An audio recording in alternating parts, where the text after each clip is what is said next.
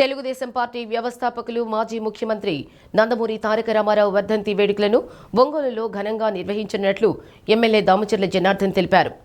ఎన్టీఆర్ వర్ధంతి జనవరి 18వ తేదీన రాబోయే ఏర్పాట్లపై పార్టీ కార్యాలయంలో సమీక్షించారు.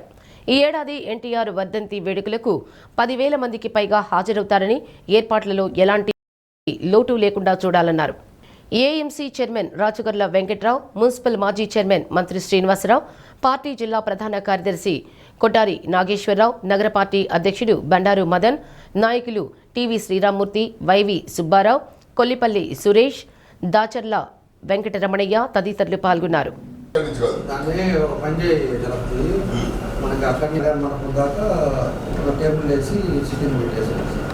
అటు ఇటు పైన కింద కూడా పెట్టేద్దాం.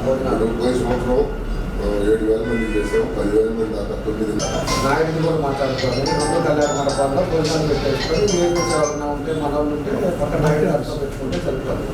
అంటే దోచుకునేది లేకుండా